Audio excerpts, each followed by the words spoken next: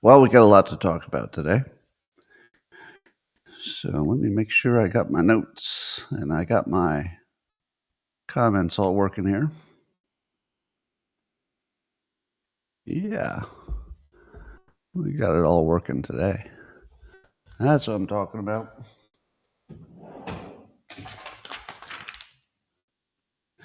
We're doing TV time now, where all the time is weird.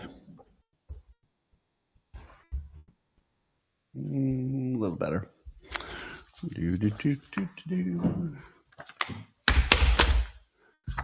Good morning, everybody, and welcome to the highlight of human civilization. It's called Coffee with Scott Adams, and you've never had a better time. But if you'd like to take your experience up to levels that nobody can even understand with their tiny, shiny human brains, all you need is a cup or a mug or a glass, of tank or chalice, stein, a canteen, jug or flask, a vessel of any kind. Fill it with your favorite liquid. I like coffee. Join me now for the unparalleled pleasure of the dopamine hit of the day, thing that makes everything better. It's called the simultaneous sip, and it's going to happen right now. Yeah, exactly. Oh. All right. The universe has been reset. Everything's good. Of course, we'll talk about the president's speech. But first, I was trying out Grok's voice mode today. So I guess if you have the app, I think it's only on the app, the special app for Grok. It's free, the voice mode. So you can have conversations with it, but you can set it for what kind of voice you're getting back. So you can set it for an assistant mode where it's, just kind of friendly and helpful. But it's got sexy mode, and it's got romantic mode, and it's got argumentative mode. And I'm trying to figure out how to make them all work at the same time so it feels like a wife. All right, well, I'll let that just sit there for a while. But looks fun.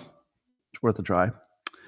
I don't know if it's happened yet, but Commerce Secretary Howard Lutnick, who I'm liking a lot, by the way. Have you heard Lutnick talk?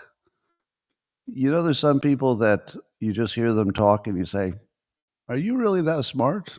You talk like a smart person. Lutnick is one of those. When he talks, I think, I can see how you got rich. Makes sense. You're pretty smart.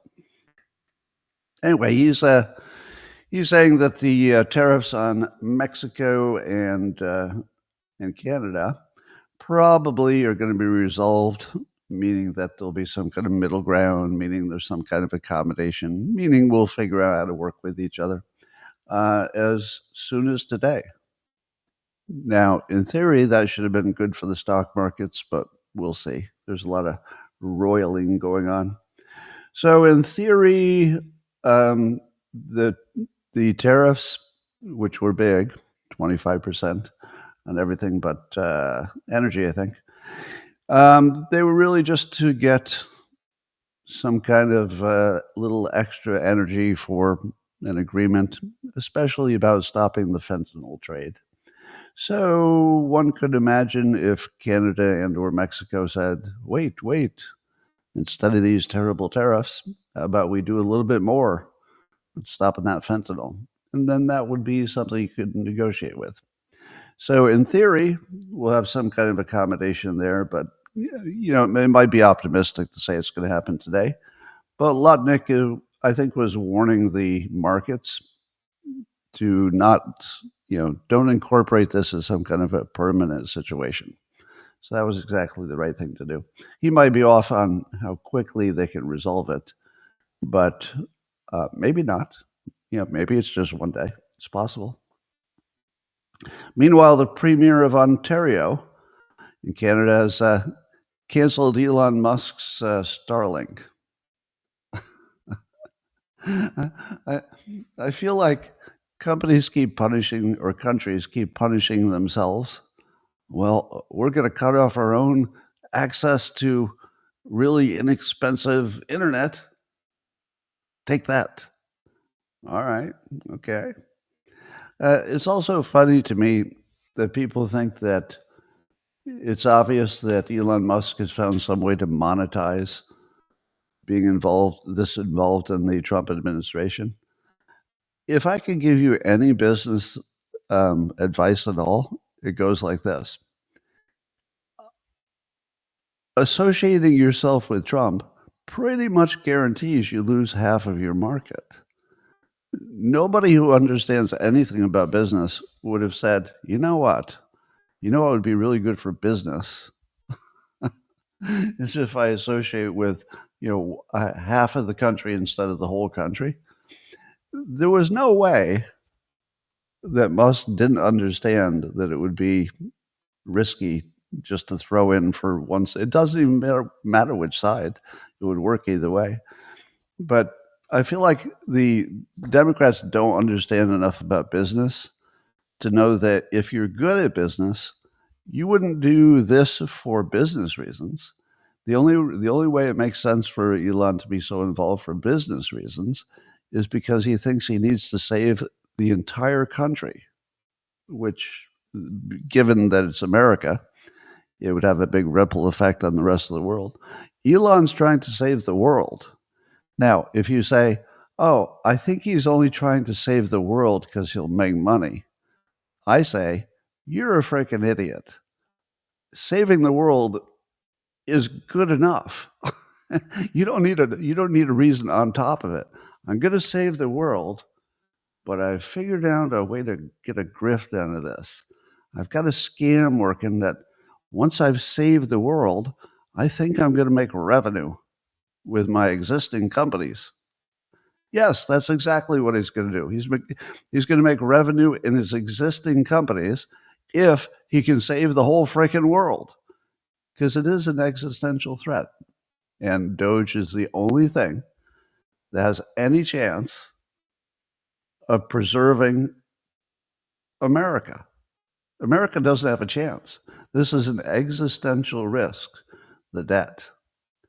And there's only one person who has the balls and maybe the capability, we hope, to actually make a difference on the debt. So there's that. Anyway, Trump gave his big speech, which is not a State of the Union because he's only just got there. So I guess the first one is more just a speech. So he pushed the Golden Age theme, which I love. And he pushed the common sense revolution that he says is, wait, I just saw something go by. All right.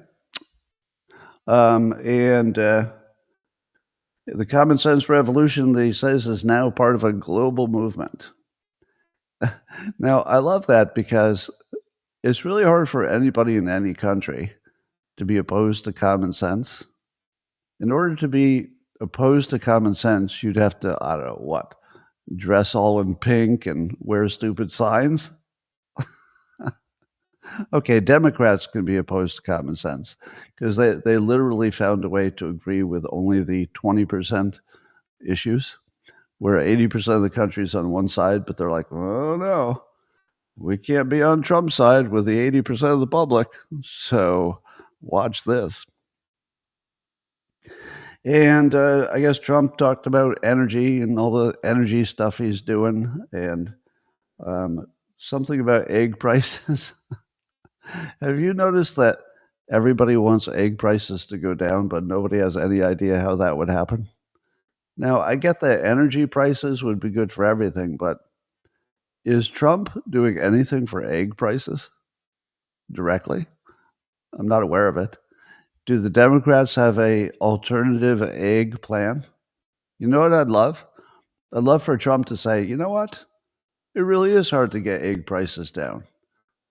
Would any of you Democrats like to work with me to come up with an egg price reduction plan? Because I'd love to see your thinking. What? No, the pink dresses. Is that how you bring the egg prices down? No. Is it the little signs that you hold up? Is it the weird protests? Is it funding charities that we've never heard of in other countries? What is your plan for bringing down the egg prices?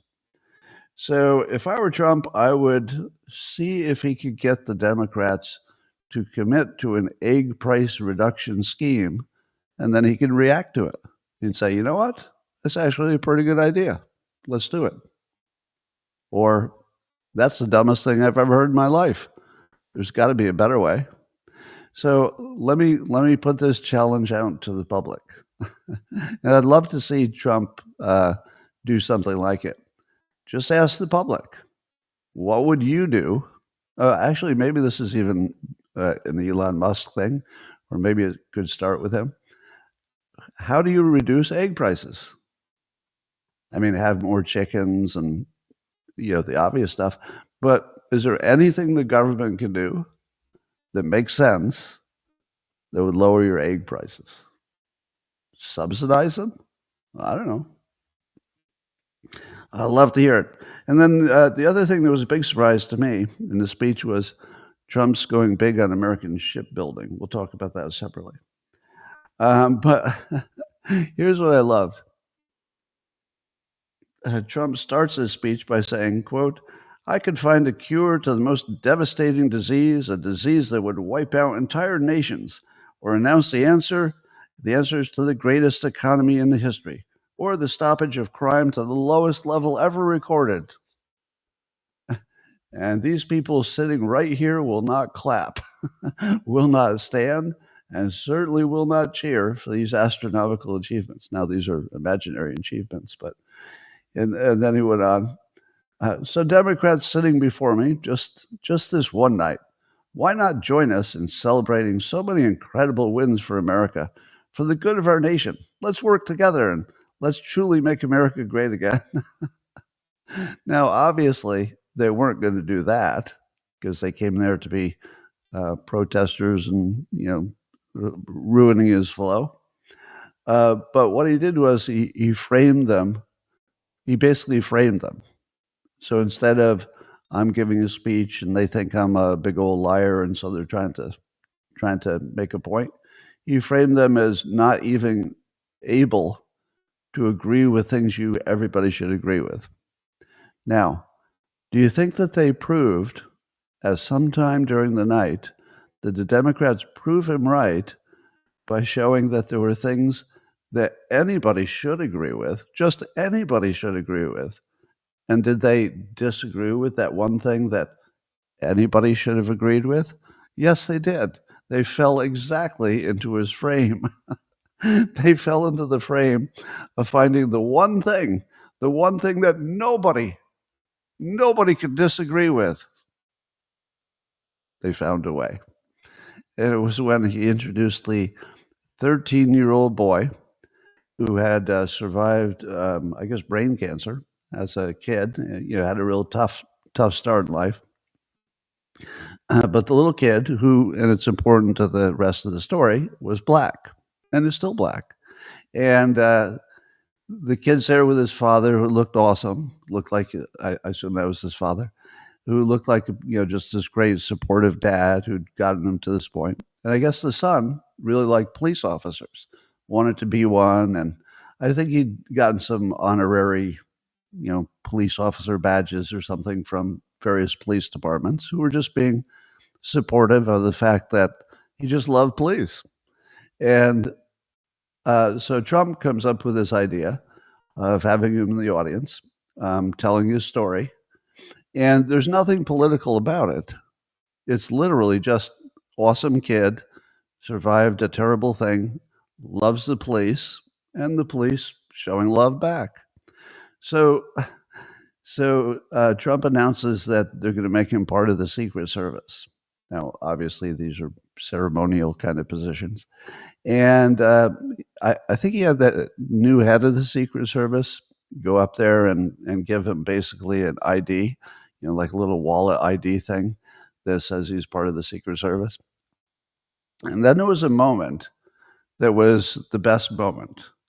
So I think the kid's name was DJ. And the kid just looks at it and he's just like blown away. It's like the happiest thing. It's just what he loves. And he just goes in for the hug. He just grabs this guy you'd never met, this this white guy who's just the head of the Secret Service, I believe. And the 13-year-old just grabs him and hugs him, like hugs him cheek to cheek. And then you see the head of the Secret Service. I guess that's who he was. If you know his name, give it to me. I'll say it. And he's loving it. Like, it's just this moment where there's just two human beings having a genuine hug, and it was great. So, what do you think the Democrats did to that? It was really the ultimate trap. It was the ultimate trap. There was this little moment was, first of all, it was contrived in the sense that Trump knew that if you put these elements together, it's going to be an emotional impact. So it was contrived in that way. But it was also completely genuine in the sense that the emotions of the kid and the emotions of the gentleman who gave him the little Secret Service ID, those were real emotions. And there was spontaneity to it, and it was genuine, it was authentic, even given the setup, which was artificial. Sean Curran, is that the name of the Secret Service guy? Yeah, so it was this beautiful moment. So then on MSNBC, you switch to MSNBC, and they're trying to find something wrong with it. And Rachel Maddow, she's got some damn thing. She's acting like Trump's taking credit for curing the kid's brain cancer, so she's all disgusted. 80% of the entire country is like, "Oh my God, that was good." Like, that's a moment. That's what I like to see. And they've got to be on the other side of it. And so, what did Nicole Wallace say? I have to find the Nicole Wallace thing. I'm jumping ahead here. That was my favorite moment. Anyway, she had some complaints about it. We'll get to that. Nicole Wallace. So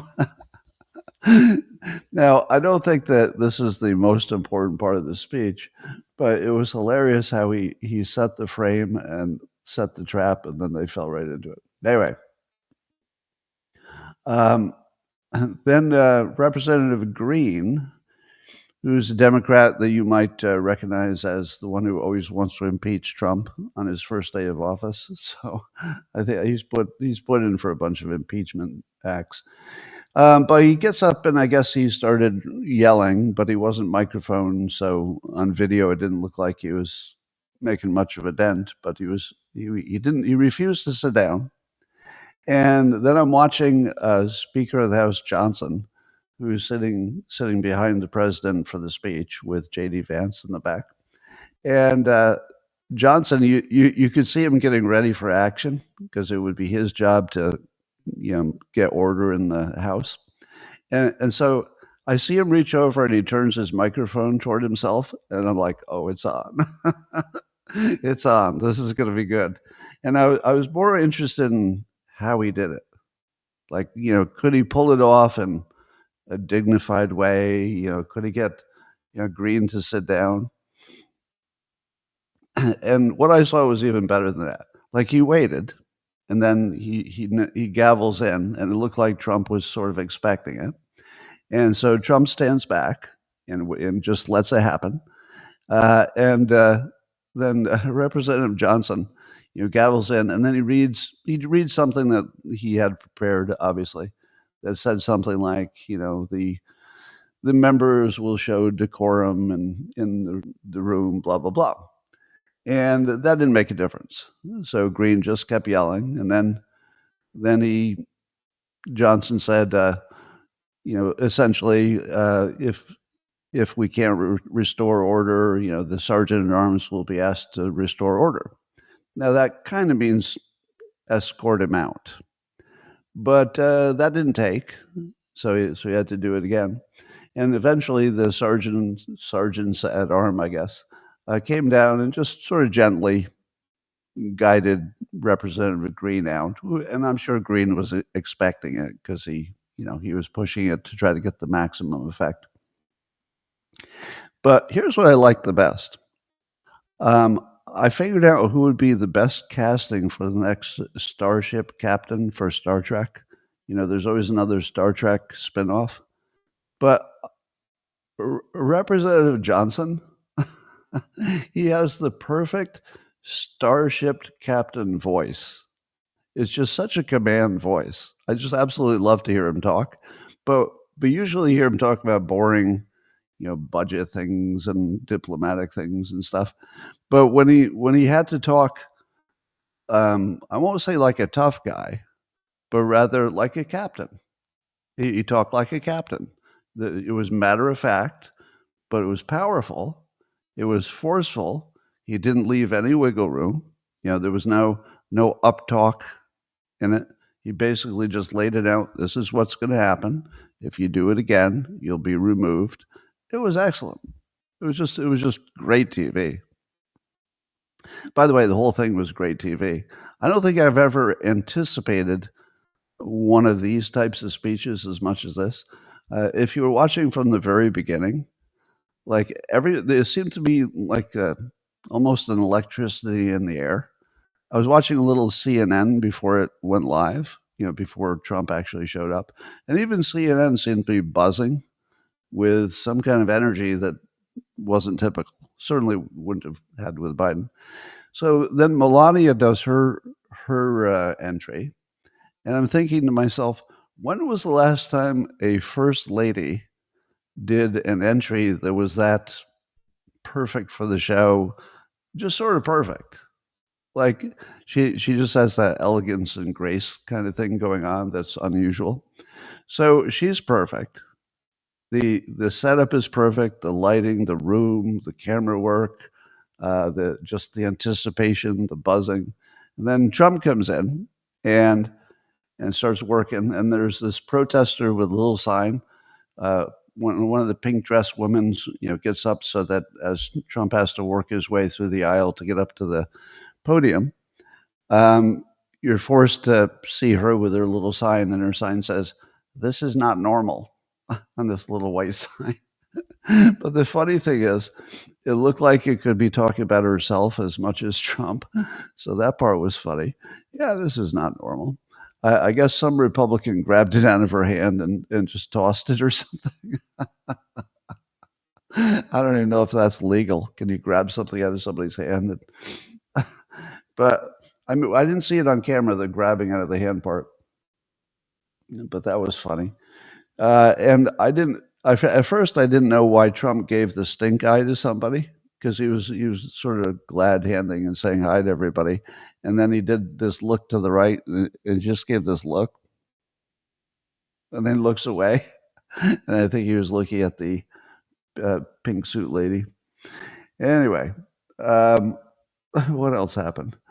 So basically, I've been making fun of the Democrats for not being authentic, where Trump is completely owning the authenticity, part of the argument. And so the Democrats, in order to be more authentic, they have this entire theater kid skit. They're trying to put on a competing play so that they get more attention than Trump does. So they're dressing all in pink, and they got their little signs that say stuff like "Musk steals." Even the little signs are stupid. So they got these little douchebaggy signs and their little douchebaggy pink outfits. And CNN did an instant poll to see how the public was taking it, especially the Democrats interrupting. And 80% said the Democrats interrupting was inappropriate. It means they couldn't even get their own team on their side. They were just so wrong in every way. And then CBS News, YouGov did a poll and found that 76% of the viewers approved of Trump's speech. 76%? How in the hell do you get 76% to approve of any president's speech? Is that even real? Now, I realize these are not the most scientific polls. They're kind of instant polls. But even a non-scientific instant poll, if it's on CBS or if it's on CNN, you sort of expect it to lean in one direction, but it leaned pretty hard in the other direction. So that whole 80-20 thing kicked in again. The Democrats found the only thing they could have done, which 80% of the public would disagree with, in the context of being the party that's being accused of always being on the wrong side of every 80-20.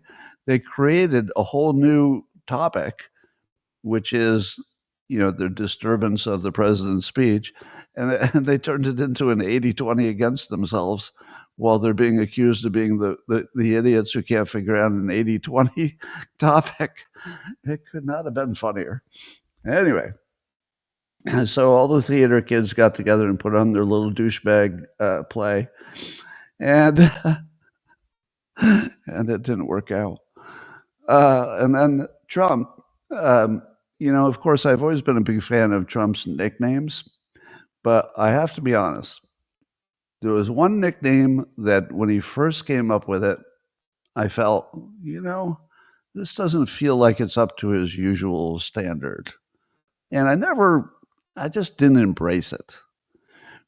And it was Pocahontas. Now, I'm not sure why I didn't like it. I guess it was maybe, I don't know, felt it was too on the nose or somehow disrespectful to Native Americans or something. I don't know. I didn't have a specific complaint. But that one, I felt like, not really on point. But what I've learned is that if you stay in character and you relentlessly stay in character and you just never leave your character, which is what Trump does better than anybody, you can eventually normalize anything. And Trump has normalized his nickname thing to the point where if he didn't do it, you'd be disappointed. And my best analogy to this is John McEnroe, tennis player. So if you're not old enough to remember, John McEnroe was like a bad boy brat, always complaining about the refs and yelling stuff like, "You can't be serious." And everybody loved to hate him because it was just so inappropriate. You're not supposed to do that. Tennis is supposed to be, a dignified sport, sort of like politics. Politics is supposed to be a dignified thing. But, there's Trump giving all these nicknames, and there's McEnroe yelling at refs. Oh, you don't yell at refs at every little call you don't like. Come on. But eventually, since McEnroe was just always McEnroe, by the time he was playing the seniors tour, he'd have to throw in some complaints even if he didn't care, because people expected it, and it was just part of the act. So once you are relentless and you're authentic is the thing. McEnroe was authentic. He really felt the things he was saying, and he really had, and everything about it was just him. That was just his personality. So Trump has this personality that if you're first exposed to it, you go, whoa, whoa, whoa, whoa, what's going on here? That's way too far. You've gone way too far. But by the time he got to the essentially a State of the Union that wasn't one because he just started, he's in the most dignified room in the world, doing the most dignified thing you could ever do, which is a presidential address. And he starts talking about Ukraine and how some people want, Ukraine to last forever. And then he calls out Pocahontas. He goes, well, maybe Pocahontas. And by the time he throws a Pocahontas into the State of the Union, you just have to surrender to it. You have to just give up. You have to go. All right. You just have to give up, and you just got to go, okay. She's Pocahontas. There's nothing we can do about it. And now it's just funny. And somehow he normalized that to the point where you just couldn't complain about it. And even she tried to smile when the camera hit her. I don't know if she was smiling on the inside, but I'd like to think that even Elizabeth Warren could understand the moment, and that was funny. Anyway, so then one of Trump's moments was he started talking about the potential for fraud in the government spending. He was talking about the Social Security list of people who are getting Social Security. And he starts with, there are, I don't know, over 4 million people who are getting paid from Social Security, he says, who are over 100 but younger than 109. And you hear that number, you're like, holy cow, all those people, they might be getting it. Now, let me say, I don't know if that means that people are getting paid. It might mean that there's just a data error in the database and some other database, corrects for it somewhere else. So I'm not sure that it's an indication of actual crime or corruption. But what it definitely is something that everybody can understand when he talks about it, which is what makes Trump special. Like even his critics will say, we got to find somebody who talks like the people. Trump talks like the people. And he's just so good at it that this is another example. So then he starts going to the list. He's like, and then you've got this many people on this age. And he just keeps getting older and older in the ages. So he gets to like the middle of his list. He's like, between the ages of 160 and 169. And now it's just hilarious because everybody knows, maybe there's somebody who's over 100. There could be people over 100 who are collecting Social Security, but there's nobody over 160, and certainly not 121,000 of them. And then he just keeps going until he gets to like people who, I guess it was one person over 300 years old, according to the database, not reality. Now, again, it's not my understanding that we know for sure that these are indications of fraud. And I've heard an argument that they're not. But everybody understands that if your big database of who should be getting money has errors like this in it, you've got a problem. Now, the problem might be you need better data, or the problem might be there's massive corruption going on, and this is showing where some of it is. But apparently Bernie Sanders did his own response video that nobody wanted. And nobody wanted to hear Bernie Sanders. He wasn't the official response person because that was Slotnick, who did it later. But Bernie makes his own video, and he decides to focus on the part about the Social Security ages. And so Bernie has now joined the crazy eyes part of the Democrat Party, where his eyes are literally like crazy. They're all crazy. And he goes, nobody who is 150 years old or 200 years old or 300 years old is receiving Social Security checks. Now, Bernie, I don't know why I need to explain this to you, but I don't think Trump's point was that we have a lot of really old people in America who are receiving Social Security. It wasn't his point that there are real people who are 300 years old who have received a lot of Social Security. No, his point was either the data is bad and that's a problem, or there might be some corruption indicated by this. But the best that Bernie can do is to emphatically remind us that nobody who is 150 years old or 200 years old or 300 years old is receiving Social Security checks. Now, he looked like he was suffering dementia. So I'm just going to put it out there. I'm no medical expert, but everybody reaches an age where things don't work so well. And I have to say, Bernie looks like he's reached that age. So imagine being a Democrat and watching Trump do this master class in showmanship that was really first rate. I mean, it was good. And then you're like, oh, okay, he was good. We'll give him that. We will acknowledge that Trump knows how to put on a show. Okay. All right, we're going to give him that. But watch this. Watch when our crack field of Democrats takes him down. And then Bernie comes on. Oh, there's nobody who's 300 years old. And you're just sitting there saying, oh, God. Oh, no, shoot me. Oh, God. Why do I have to be on this team? So that was great. In other news on the speech, Trump said that he got a letter from Zelensky that he just got before the speech, I guess. And he said the letter reads, Ukraine is ready to come to the negotiating table as soon as possible to bring lasting peace closer. So that's Trump quoting the letter. And Trump said, I appreciate that he sent this letter. I just got a little while ago. Now, if you remember what Trump said, he said, you're not ready for this minerals deal because you're still talking about like war lasting forever and you're just not ready for peace. So I need something that says, I want to make peace really soon.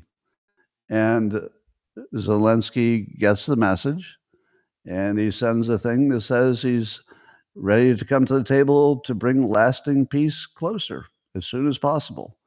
So that's what he needed. Lasting peace soon as possible. Put that in the letter. Send me the letter. Let me read the letter, and then we're good. Then something can happen. I love the clarity of that. The clarity was perfect because Trump said exactly what was wrong. He told him exactly how to fix it. And if he fixed it, peace to Ukraine. And so Zelensky finally, it couldn't have been more clear exactly what he needed to do. Put exactly those words in a letter, send it exactly to him. Trump gave him the credit that, he essentially had promised, if you can do this, things will be good. And then Trump did the thing which we love Trump about, is that although his enemies call him transactional, those who are not his enemies call him a deal maker. He likes making deals. So if you can just get on the frame of we're going to make a deal and you don't be ridiculous about it, we're going to make a deal. So maybe back on track. We'll see where that goes.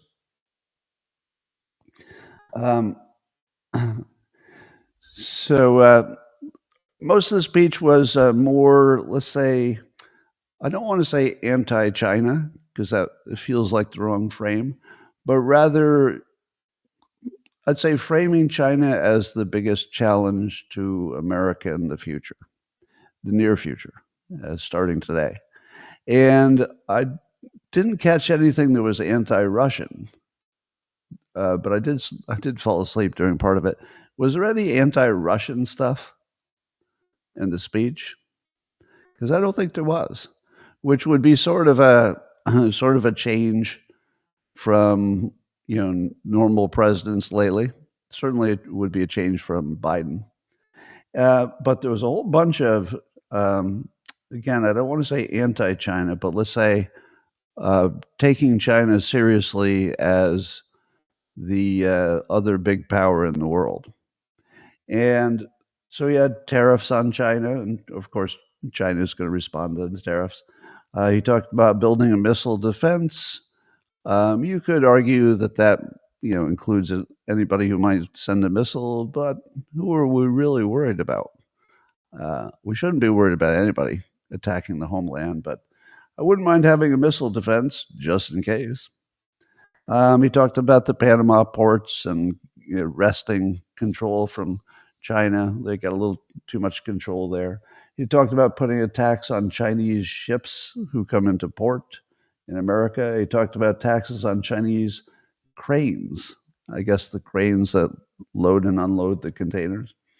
And he talked about putting America heavily back into the shipbuilding business, both commercial and military. Now, here's another one of those things where I wonder if this is one of those cases where somebody smart said something and it bubbled all the way up to the presidency and turned into policy. Because that only happens with Trump. Trump has the best network of geniuses at this point. People who are just really, really smart, who say really, really smart stuff, and the smart stuff bubbles all the way up to the top. And then it makes a difference. Because it was only, was it a week or two? I saw on X, there was a post by, I think it was Balaji Srinivasan, who would be one of the smartest people in the country, frankly. And he was talking about the difference in shipbuilding capability of China versus basically everybody else in the world. So China has built this massive shipbuilding capability, and it's both for commercial vessels and military vessels. Now, and then America had sort of deprecated its own ability. So I think we have very little ability to build ships at the moment relative to China. So if we want to have any influence over the oceans, and that's a big part of the globe is the ocean, and if you want to be, selling and buying stuff all over the world, you're going to need a lot of military ability in the oceans. So Trump has made that a priority to become a major shipbuilder.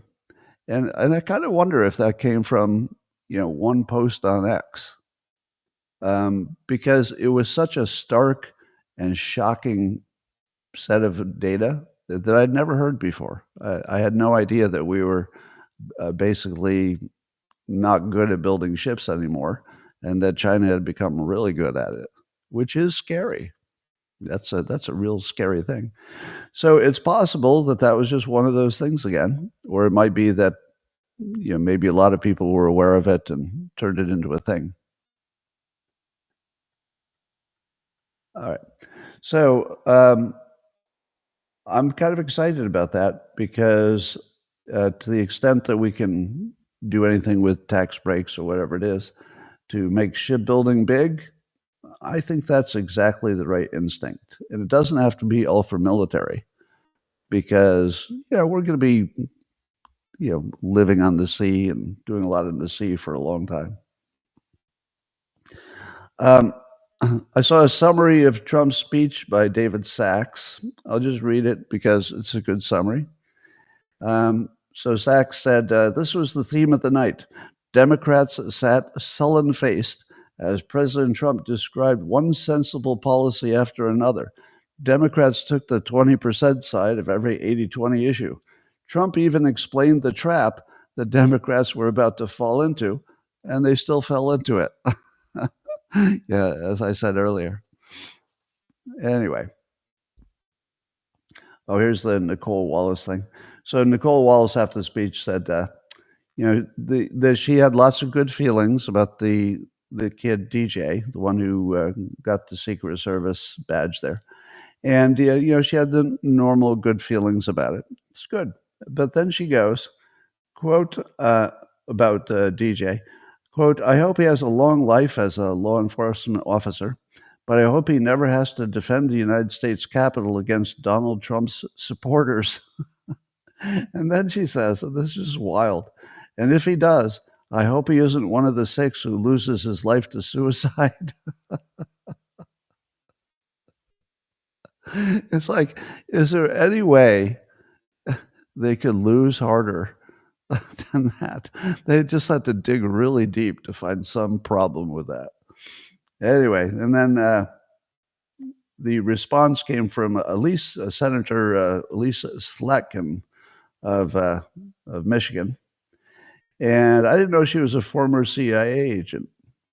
So anyway, she was complaining about the DOGE employees having access to tax returns and health information and your bank account. But the thing that people get wrong about human motivation, the Democrats get this wrong, about human motivation, is when you talk about the richest man in the world, what would be the worst thing you could do business-wise from a risk management perspective? What would be the worst thing that the richest man in the world could do? The worst thing would be to say that you're trying to help the government, with cutting costs, but really you get caught doing something that's the opposite, like stealing. That's the worst thing that could happen. You would lose everything. What person who's the richest person in the world would get involved in anything that would have a gigantic downside risk? Now, what's the upside risk? He's already the richest man in the world. Probably is on his way to be the first trillionaire. Do you know what he could do if he wanted to stay the richest man in the world and even get richer? Stay out of politics completely. But nobody in their right mind who is already in that position financially would create a situation where everybody's watching, and if he did something insane, like try to use his access to steal money from the government, how could that be dumber? So watching people look at one of the smartest people in the country and richest, Musk, and assuming that he would do the dumbest thing that anybody would possibly do in that situation is so pathetically dumb that I almost don't have words to describe it. I just shake my head and think, okay. I don't know how you think that would make sense in his world. In fact, if I had to make a list of all the people on the planet that I would trust the most if I lost my wallet, it would be Elon Musk. If you dropped your wallet on the sidewalk and he was the first one to find it, the chance of you getting it back with all of the money in it is 100%. First of all, he wouldn't let you not get your wallet back. Like he'd give it to somebody and say, make sure they get this wallet back. And secondly, there isn't any chance he's going to steal any money from it. None. Zero chance. So that's how I feel about him in the government. It's hard to imagine somebody who would be less of a risk. Now, the DOGE employees themselves, I suppose everybody who has access to anything has some kind of risk. But, do I have less trust in the DOGE people than I have in the government employees who've been there forever and have access to those same systems? What would be the reasoning with which I would say, oh, the regular employees of the government are all honest and good people, but the DOGE people are not? Like, what would be any evidence that we increased any risk to these databases? I don't know. There's just no connecting tissue, because it's not like nobody had access until DOGE did. How many people do you think have access to all of our systems? It's got to be quite a few. Anyway, so here's some other stuff. According to investing.com, the European Union has postponed its plans to gradually phase out Russian gas. So I think you're going to see Europe. There seems to be some kind of a acknowledgement that Russian energy is going to be important to Europe, and maybe it'll stay that way. Now, I don't think that would happen unless people saw that Russia and the United States were moving toward something that could be a more productive relationship in the future, whatever that looks like. Now, I have to, again, I hate that I always have to put all the qualifiers on this, but I don't love Putin. I understand that, he is dangerous. I know he's a dictator. He's a murderer. I know he's not to be trusted. Okay, are we good? Did I say all the right things? Now I can just say what I want to say. Putin is really good on the persuasion stuff, just really good. And the fact that he's been doing joint military exercises with China, I don't think that means he really wants to be in any kind of a joint military action with China. Like, for what? Is he going to join China in attacking Australia someday? I don't see it. Is he going to join China in attacking America someday? It's hard to imagine that. But it's really good for making sure that America says, you'd be better off if you were our friend instead of China's friend. And I think maybe that's what he always wanted, which is to have China and the United States fight over who's a better friend to Putin. And I think he got it. I think he accomplished it. Now, you could say, Putin is the evil monster that you want him to be. No argument whatsoever. I'll let you have your opinion of him, and that has nothing to do with my opinion. My opinion is that just from a pure persuasion perspective, damn, he's good. He's just really good. And you can't take that away from him. He's got skills. And I do think that that's one of the things that bonds him with Trump, is that they can see the player. And I think that they really appreciate that there's somebody who appreciates them, because I'll bet you they have a solid appreciation of the skill set of the other. That's what it looks like to me.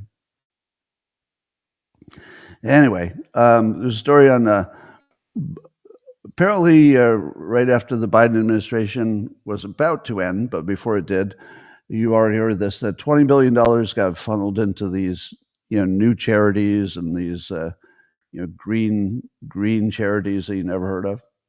New York Post has a story about this, but Mario Nawfal did a great job of summarizing it on X.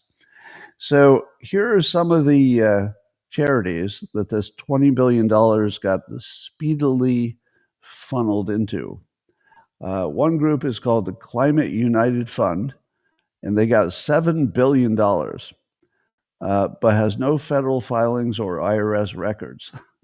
So it just sort of appeared. And of course, you all know what the Climate United Fund does, right?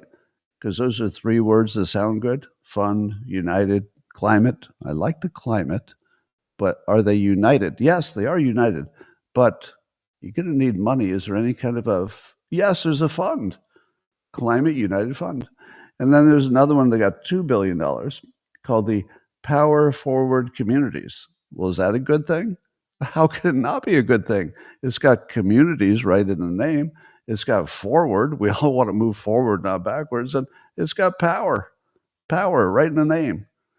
And apparently the Department of Justice and FBI are now investigating, looking at their bank accounts and such. We'll see what happens. But here's what I love about the story. I love when you finally see enough in the news where a pattern can form in your head.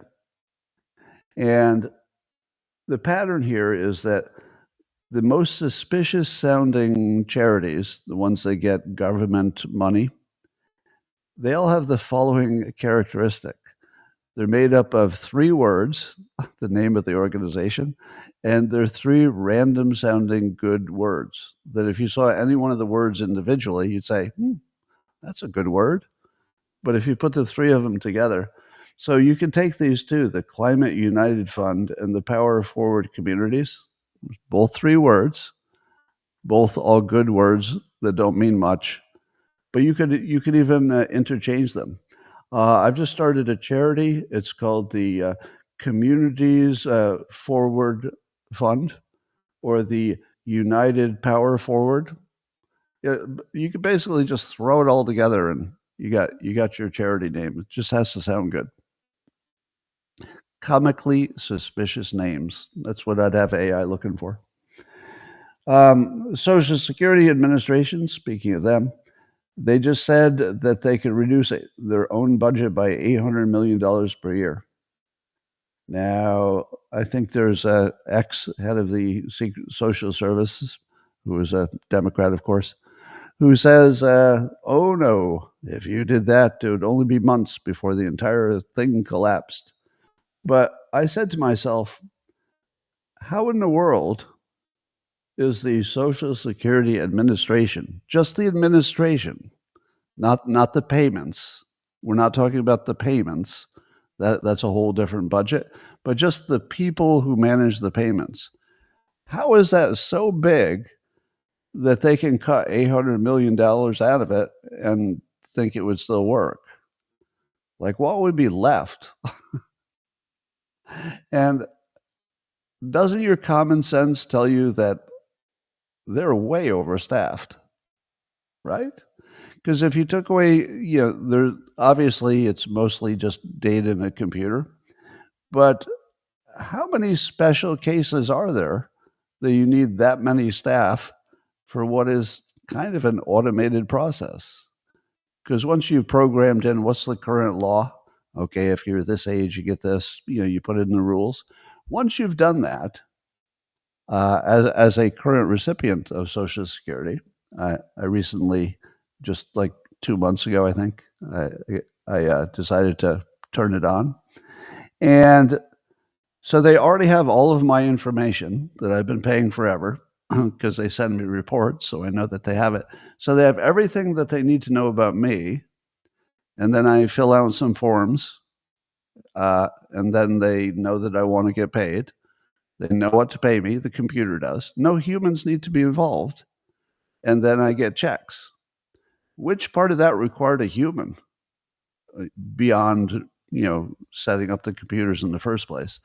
And I'm thinking to myself, man, the only way you could get to such a large organization is if you got there sort of incrementally, increasing the budget 10% a year every time you could. But if you were to build this today from scratch, don't you think it would be 6 programmers and then a big computer budget? Like, why do you need this many special cases? I don't know. Maybe it's to take care of all those people who are 300 years old and collecting checks, according to Bernie. Well, here's something that's fun. Jon Stewart had offered to interview Elon Musk, but Elon said, I got some requirements. One of the requirements was it would be unedited. So unedited, good. And I think there was some other requirement, but being unedited, I think, would be the primary one. And so it looks like this might happen because Stewart's agreed to the conditions. As Stewart said, after thinking about his offer, meaning unedited, I thought, hey, that's actually how the in-studio interviews normally air. It's unedited. So sure, we'd be delighted. And he said he would do it any length of time, which is another thing typically you wouldn't do on a TV show. Normally there's always a time. But this is a special case. So if 90 minutes is the right amount of time, they'll do it 90 minutes. If 15 is right, 15. I like that. But here's what I think about this. This might be the best interview of all time. It has that potential. And here's why. You don't have to like Jon Stewart in general. You don't have to like his political views. You can say what you want to say about him. You could say, oh, he's not, he's a snake in the grass and he might act reasonable sometimes, but any minute he could turn on you, whatever you want to say. But here's what I say. As far as I can tell, Jon Stewart is unwilling to be stupid in public. I can't watch him privately. Probably it's the same. But publicly, I've been watching him for a long time. And he doesn't want to act stupid in public. And by that, I mean he would not reject common sense. Musk only has common sense. Only.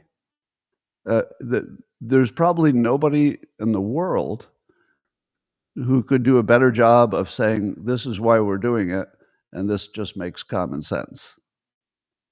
Musk is the champion of common sense. I have real reasons. Here are my reasons. And if you disagree with me, I'll rethink it. Like if you have a good argument, I'll rethink it. Stewart's the same. I believe that Stewart, if he heard something he'd never heard before, which is very possible, you like an argument that he just never heard before, I think that he would in real time say, okay, you know what? That's actually a pretty good answer. And there's nobody, almost nobody, in the entire world that I think is capable of that. And that's a big compliment. So it's a compliment to showmanship and what I think is public honesty. So I think this could be one of the biggest things we've ever seen in America, because you're never going to get these two kinds of personalities sitting down together. It just doesn't happen. So the thing about Musk is he's not going to lie, and he's going to have a reason for everything he does, and it's going to be a damn good reason. Now, that doesn't mean he's never made a mistake. You know, I mean, I can't think of one offhand, but humans make mistakes, and he doesn't say I don't make mistakes. So Musk, like Jon Stewart, very unique in that if Jon Stewart said in real time, okay, but you haven't thought of this or you haven't thought of that, and it was a good point, I believe you would see Elon Musk say, that's a good point. Yeah, let me think about that. But I think that works both ways. If Musk had a good point, I think that Stewart would say, okay, actually, that's a good point. Let me think about it. So I've never seen even the potential for this much goodness in a podcast. I mean, I would clear my schedule to watch this at any length because of the uniqueness of the characters and then the double uniqueness of putting them together. So I'm yes, hell yes on this happening. I hope it does.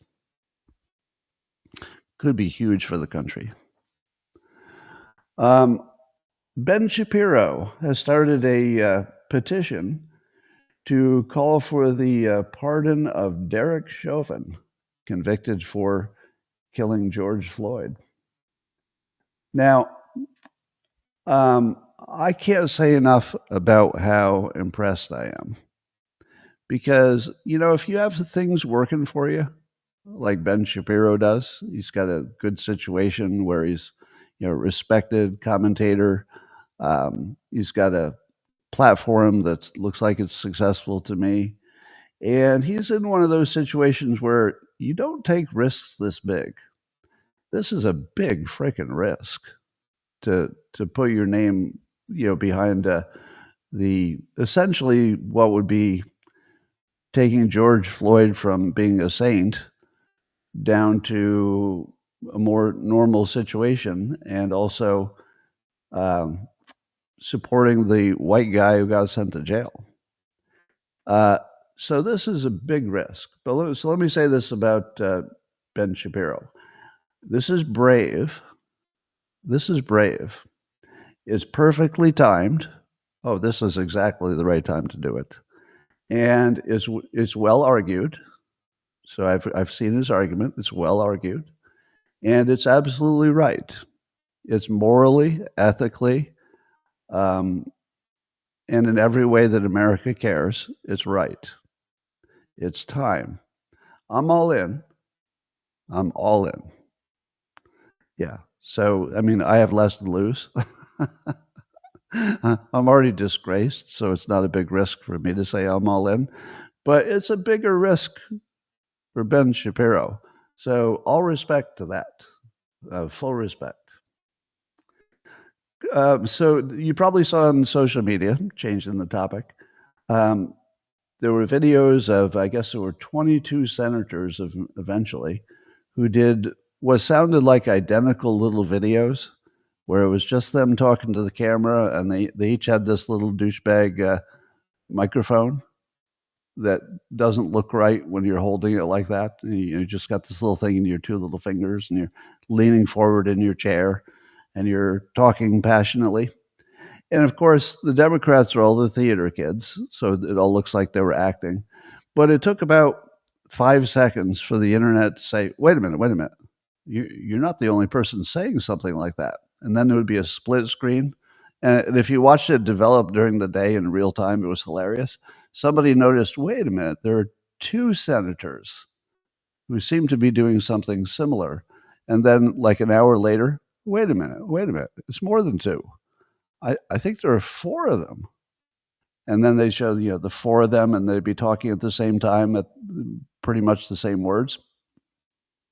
And then it just kept increasing until it was like this screen full of people all talking blah, blah, blah, blah, blah, at the same time with the same little message and the same little douchebag microphone.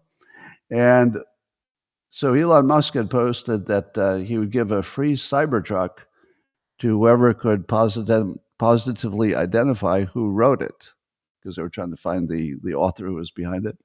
But it turns out it was Cory Booker. So Cory Booker organized it.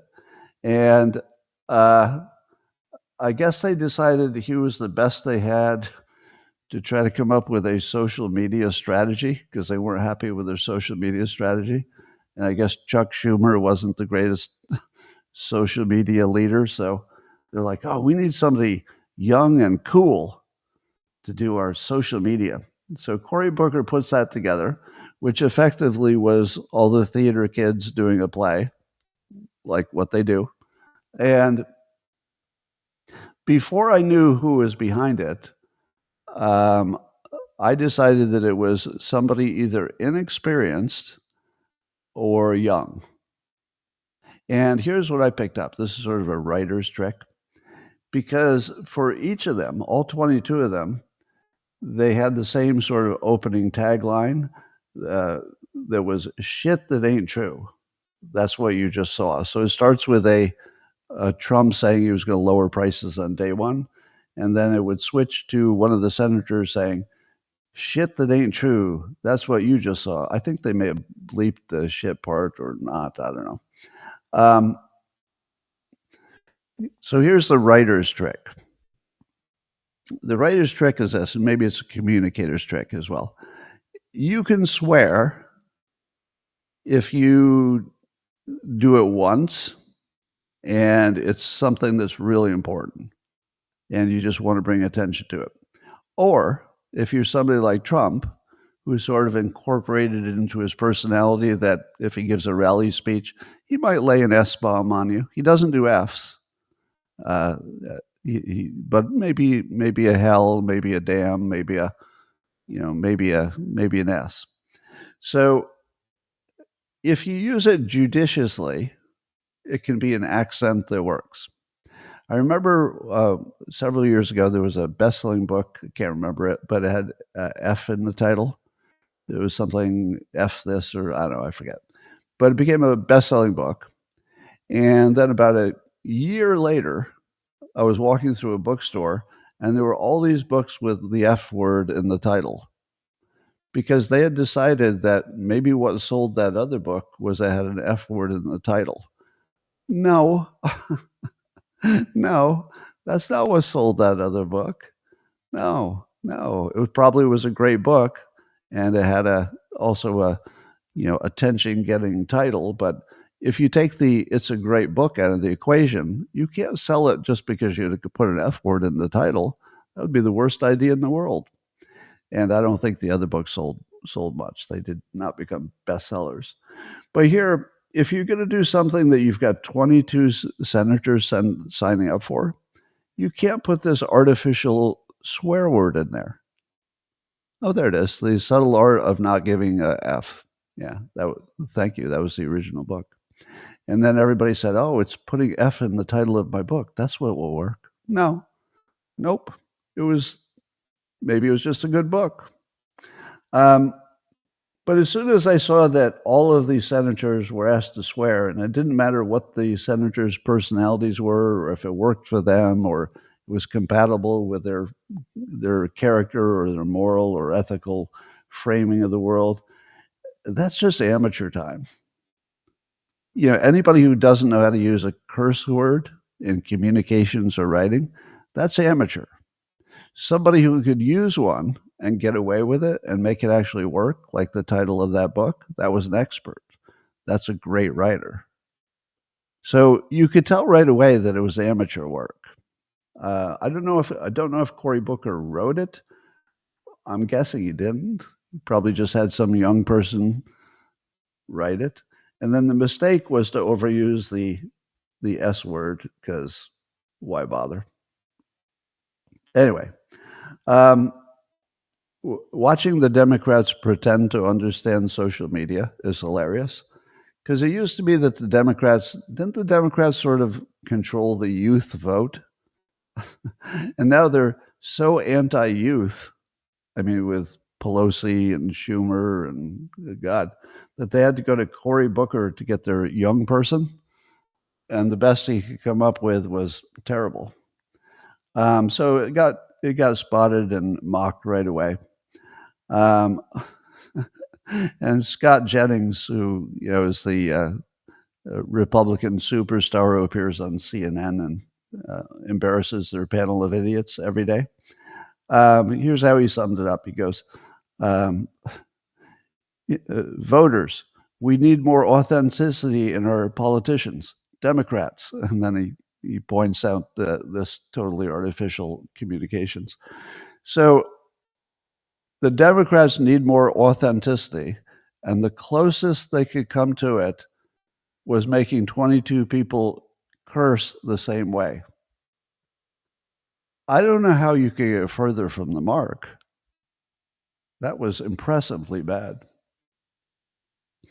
Meanwhile, The Hill had an article about how Democrats are looking for an outsider to run for president. I guess they decided that of their many, many Democrat politicians, they didn't have any who were worth a damn. So they've got to look for like an outsider. Now, remember, I just told you the story about somebody put the F word in the title of a best-selling book. So then all the dumb people said, I've got it. It's the F word in the title of the book. So they copied the wrong thing. And here again, they're copying the wrong thing. Trump won as an outsider, but not because he's an outsider.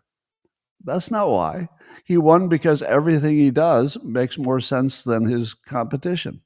He won because he's incredibly good at communicating. He won because his policies are really, really popular. He won because he's really, really smart, and he's brave beyond anything we've ever seen in a president. Fight, fight, fight. So if you take all of those qualities of Trump, let's call it his skill stack, from his knowledge of how to put on a show, to knowing how to get loyalty, to knowing how to make a deal. I mean, his skill stack is a mile high.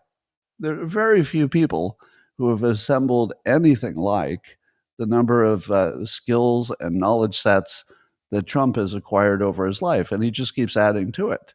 I mean, still at his current age, he's adding skills, like he's learning crypto. Trump could probably already talk better about crypto than most of the Democratic politicians. So if you've got somebody who's a learning machine, he has no sense of embarrassment. He's brave beyond anything we've ever seen in that kind of an office.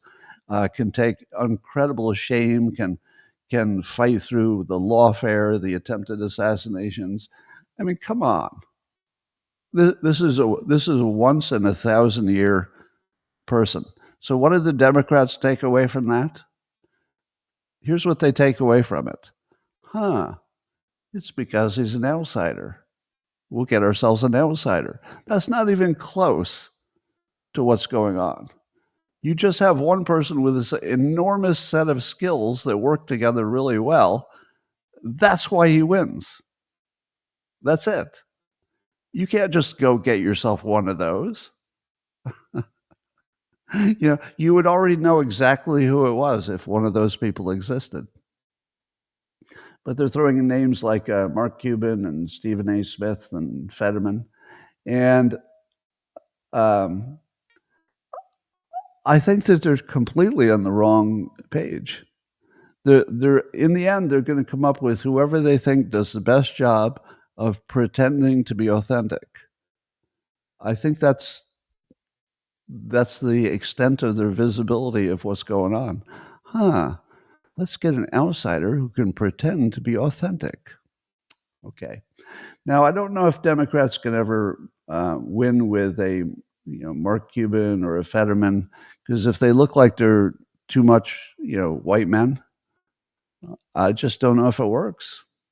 I think Biden might have been the last dinosaur to squeak by in the Democratic Party. Anyway, one of the people who some think, NBC has an article about this, is that Chris Murphy, Democrat Chris Murphy, he's been on TV a lot. You've seen him doing a lot of anti-Trump stuff, and he's just all over the place. But the thinking is that he's already running a shadow campaign for president. Now, he would not be an outsider, but he would at least be a, let's say, somewhat skilled insider. But my question is this: why do the Democrats have so many people who look like movie villains? Because Chris Murphy, you just look at his eyes and you say to yourself, oh my God, that's like pure evil. Now, I'm not saying he is, I don't know, one way or the other, but he has the look like if he came into the casting office and you were looking for the most evil looking person you could ever hire for your movie, I'm pretty sure he would get the job. And I don't really know, are there a lot of Republicans who look like they could be movie evil? Think of John Brennan. John Brennan has that face. That is a movie evil face. Who is that? Alyona Presley, who's got the shaved head, which she pulls off, by the way, the shaved head. And she wears the Superman villain outfits, which actually look great on her. If I'm judging her from a fashion and appearance perspective, she's actually terrific. I'm actually impressed. She does a great job of creating a look. But the net effect of the look is Superman villain. I've just never seen so many people in one party who could be cast as movie villains. Like, what is up with that? Meanwhile, Red State, article by Bob Hogue, is talking about how Chuck Todd, who was on NBC forever, was just dumping on Biden for being a bad human being, basically. And he was speaking with Steve Schmidt, who was one of the co-founders of the Lincoln Project, which I think even Steve Schmidt had to get out of that because it was just so, it was like living in a sphincter. He had to get away. But here's what Chuck Todd said about Biden. Of course, it's too little too late, but it's fun to talk about. He goes, I have to tell you something about Joe Biden. There's this mythology about Joe Biden that the man cared so much. It's all bullshit. And then Todd said that Biden had created this myth over his 40-year career that he was an incredible family man. And instead, what he really was a craven political animal that was desperate, that considered a run for president every 4 years he was eligible. Now, I think part of the complaint was he had some family issues, some addicts in the family, and the thinking was that his family needed him more than the country, maybe. But it's interesting to watch Chuck Todd talk that way about Biden. And I think what you're going to find is that every day that goes by will be another Democrat saying, okay, Biden was just the worst train wreck in the history. He was never good. Behind closed doors, he was a monster. You're just going to hear the worst things, and it's just beginning. It's going to get worse. Meanwhile, and I believe this, Bloomberg's reporting that the Pentagon denied a report that there was a halt in cyber operations versus Russia. Now, remember, I talked about this maybe yesterday, and I was thinking that maybe if it were true, that it was just offensive operations and that it might have been a mutual thing and maybe it was a trust building thing with Russia just to see if we can get to a bigger deal. But it's more likely since I guess Secretary Pete Hegseth didn't do it. So I think Hegseth denied that there was any change in cyber versus Russia. So if Hegseth denies it, I'm going to believe him. And it didn't really, I guess the report didn't have the kind of backing that you think. So I'm going to agree with Bloomberg on this. I think that was fake news. So anyway, in other news, RFK Jr., he's been he wants to eliminate a whole bunch of harmful additives in food. The big reason that you might not want to at the moment, and this is going to be a tough balance, is that removing food additives for food might make them more expensive, which seems counterintuitive, right? You'd think, well, if we don't have to add all these chemicals, we can save money on all these chemicals. But they must have something to do with preserving food longer, something like that. Maybe taste better. I don't know. But the thing that is the major driver of all these chemicals in your food, this is based on a story in the LA Times, is that it's the way we keep the food cost down. So if your administration, the Trump administration, has promised that food prices will be going down, at the same time you've got the Make America Healthy Again efforts and RFK Jr. looking to get rid of these additives, which would make food prices potentially go up. Although I'm not 100% sure that's true, but that's what's being reported at the moment. So I wonder if there's any middle ground there. Because there are people like me who would certainly pay more to have fewer chemicals.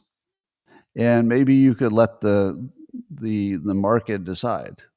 So instead of let's say instead of making everybody get rid of everything, what if you said we want to encourage people who are in the same market to at least have an option where you don't have the chemicals, and then the people can choose. And if enough people choose the ones that's a little bit more expensive but doesn't have the health problems, well, then the market corrects, and then that becomes the less expensive thing over time.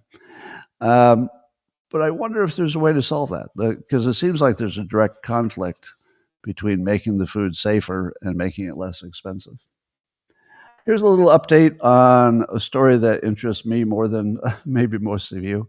But do you remember the hockey stick temperature calculations for climate change? And Michael Mann was the credited as the person who came up with that. And the idea was that temperatures would increase over time, but there would be a point where the increase would become multiplied. So it would go slow, and then wham, and it would go straight up like a hockey stick.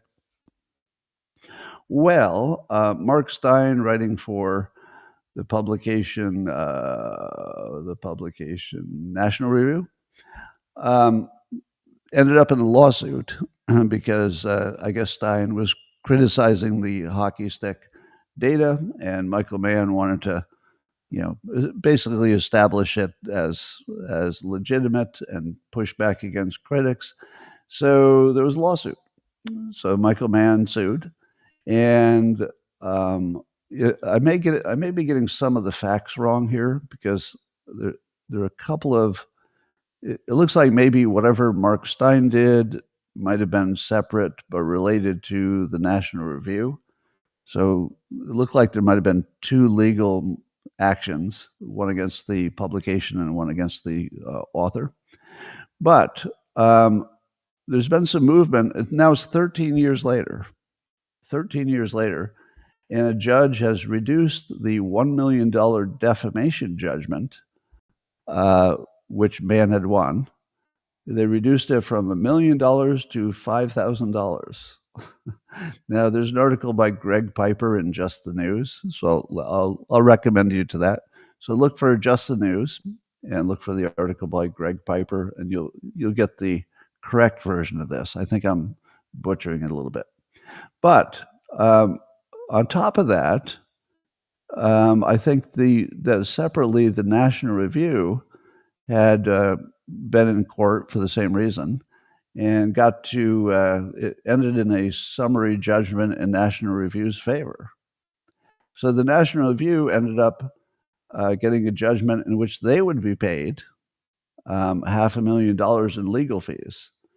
So I'm not positive, but does this mean, so I guess I have a question as much as a statement.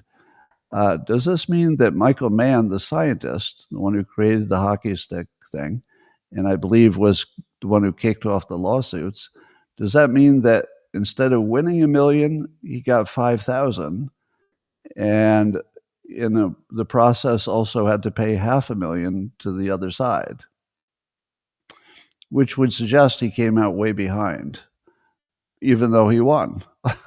Yeah, so he sort of won a little bit, but it looks like it became a financial nightmare, basically. So I guess I could use some fact checking on that. But 13 years, a lot has changed. Or let me put it this way. Our view of climate change is about ready to change. So look for big changes in that domain. There's a study, Sam Jones is writing in the Washington Post, that science has shown there's a link between swearing and pain tolerance, and that people who swear when they're in pain, like you hit your thumb with a hammer or something, that the swearing decreases the pain. Now, this is another one of those situations where you could have just asked me. You didn't really have to study it. Just ask me. Yeah, swearing definitely helps with pain. Don't know why. There's a story about a Florida man who swallowed a $760,000 diamond from Tiffany's. So he went into Tiffany's and must have grabbed a diamond and swallowed it. And so when the police got there, he asked if he'd be charged for what's in his stomach. And I don't know the legal ins and outs of this, but I think it depends if it was a duty-free store. Anybody? No? Duty-free? All right, I'll just leave that with you. And meanwhile, the Wall Street Journal is reporting that Israel is trying to neutralize what security officials see as a Turkish-backed Islamist threat, trying to unify Syria. To which I say, maybe I don't understand anything about the world, but why would Turkey want to put a bunch of Turkish-backed radical Islamists unifying Syria?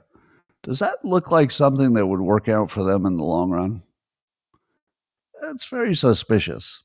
Anyway, I just don't know how that could possibly work, but hey. All right, my last story. Scientists are trying to revive the woolly mammoths. They're trying to find a way to take some woolly mammoth DNA that they have and put it in some kind of Asian elephant and turn it into a woolly mammoth in the future. Now, they've made some progress because they've created woolly mice. That's right. They took regular mice and they made them woolly with woolly mammoth genes of some sort. So if you'd like a woolly mouse, now talk about a dangerous experiment. What would happen if, the mouse stayed the same size as a mouse, it was just woolly? But what if they'd gotten that just a little bit wrong? Wouldn't you have an elephant-sized mouse? Now, That's just what I need. That's what I need, an elephant-sized mouse. What could go wrong? All right, ladies and gentlemen, that's what I've got for you today. Thanks for joining. I know we went long. I got stuff to do. I'm going to say hi to the people on Locals, and the rest of you, thanks for joining. I'll see you tomorrow. Same time, same place. Locals, I'll see you privately here in 30